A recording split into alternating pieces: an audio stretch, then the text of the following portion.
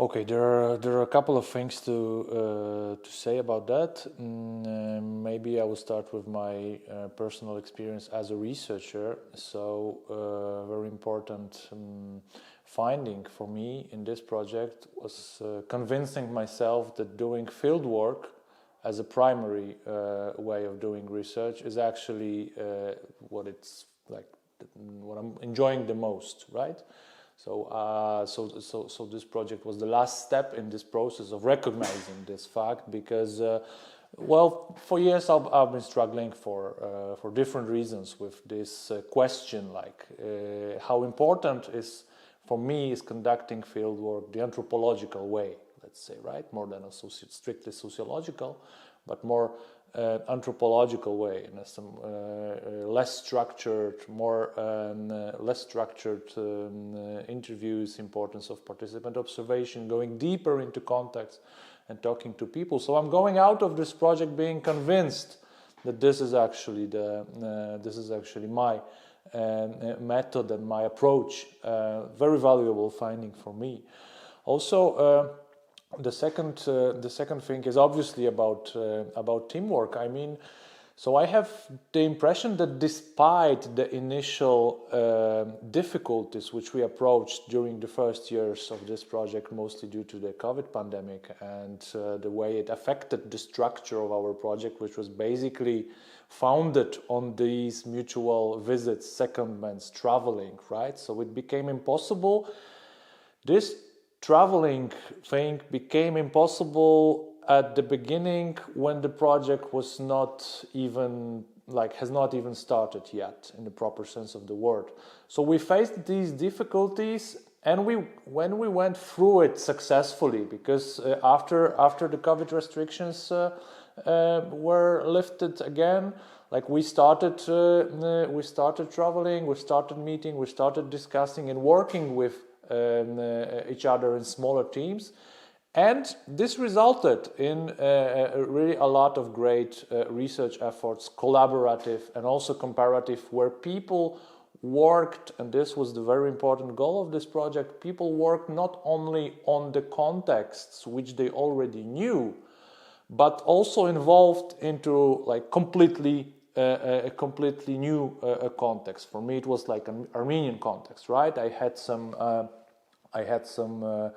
previous knowledge and research experience in the post-Soviet area, but still, and in the Balkan area, obviously, but still, the Armenian context was something new for me. And with my collaboration with Nelly, I find it particularly inspiring that we are actually both working on the cultural spaces which were new for both of us. So we could, in our discussions, we inspired each other very much and showed to each other different ways of thinking about this phenomena which we actually research.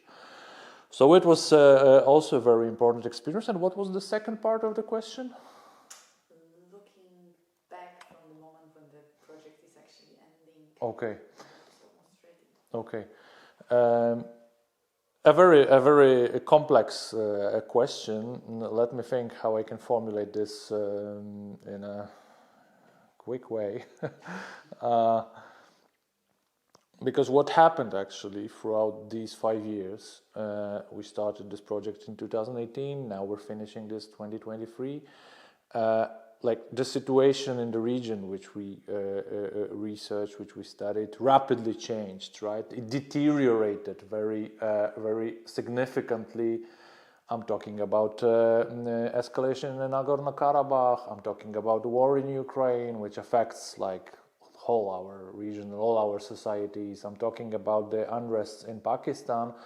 So we were constantly facing the challenges of how to adapt our research approaches and our research methodologies and our possibilities of going deeper into the context with the rapidly changing reality, with the deteriorating reality. So this was actually a very good school of doing research, not only in post-conflict societies, which we called them when we started the project, but also in the societies which are still in ongoing ongoing conflicts. So a very valuable experience for all of us, I believe, because this is something that makes you.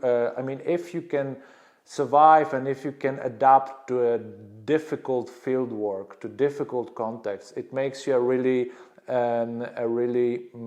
good researcher, because you can prove to yourself that you're able to manage these situations, manage your research in these situations, and still produce good results. So this is one thing, and the other thing obviously is the question of being involved, right? Being involved in these escalations and these, let's say, trouble which outbreak during our conflict, because it is impossible not to stand by or not to support people whose country is, for example, under attack, right? Like in Armenia, and we're working with Armenian people, right? We're seeing every day when we meet them, we're seeing how difficult this situation is for them, what hardships they face, how they feel, hard emotions. So maybe I'm not sure, but probably it shows me again after my research in Bosnia, when I experienced this for the first time, that politics and research and emotions which are political in these difficult situations always are entangled between each other, and sometimes we just need to make a choice, like not to stay away from the cases, not to try to step back and say that, oh, we're neutral and we're whatever, but just to stand with, support this case in an academic way. Still, we're not politicians, right? But to express our support and try to put effort to, let's say, try to put so much effort to face the consequences of people who face the consequences of events which influence people who are dear to us, who are close to us. This is very important. And because apart from being researchers, we're first of all humans, and this is why we just need to do it out of our constitution as humans. I had this thought that that despite the fact that the situation is the overall situation is deteriorating in the region, and there is a growing skepticism towards agonistic perspective, which seems like a very difficult to use in a situation where two sides are just waging the war each other, and one side kills another side, and we have thousands of refugees, etc. So in this situation, it's very difficult to think of agonism when we look at the short-term events, right? But still, and I think this is also a lesson from this project. So thank you for directing me into this.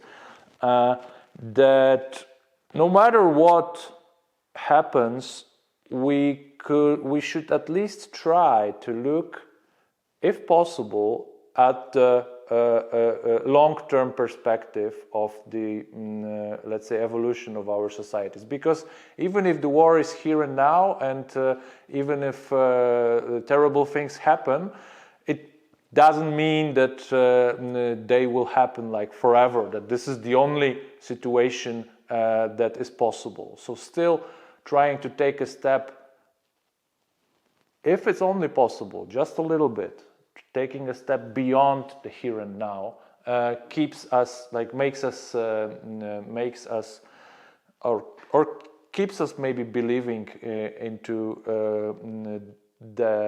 keeps us believing that agonistic perspectives and perspectives focused on bridging the boundaries between communities and bringing things together and blurring maybe the boundaries are what we need and what is probably still possible.